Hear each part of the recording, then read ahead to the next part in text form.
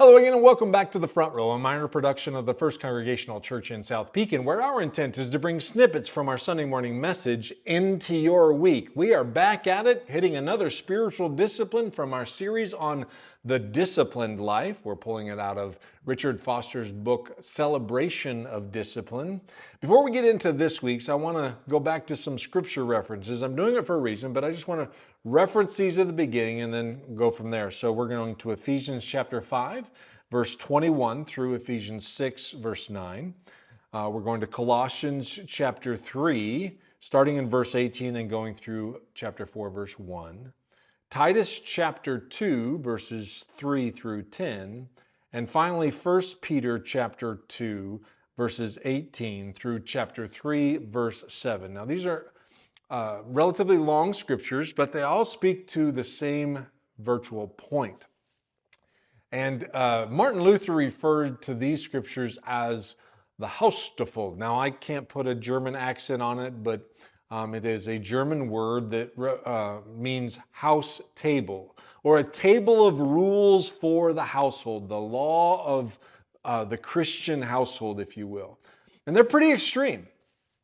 When we read them in our culture, we have to remember that they were written in a time and a place where a lot of this language was a bit more acceptable. It doesn't mean we don't have something to learn from it, but it can be actually off-putting in today's culture for us to read these scriptures. Nevertheless, I believe there is value in the extremity of this language because it highlights the dichotomous nature of this week's particular discipline.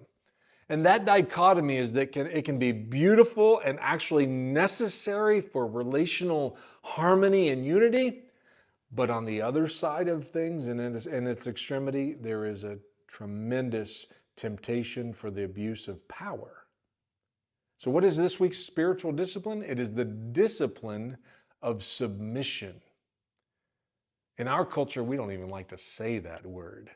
But we're going to dive into that this week. I hope you'll join us. Remember, the extremity of the language that is portrayed in Martin Luther's Haustafel, that comes out of the scriptures that we talked about at the beginning of this video message, speak to the extreme dichotomy of the beauty and the harmony that results from this particular spiritual discipline, juxtaposed with the downside, the potential, the risk that can be an abuse of power. We're going to talk about that this week. Hope you'll join us. Blessings to you. Have a fantastic rest of your day. Bye-bye for now.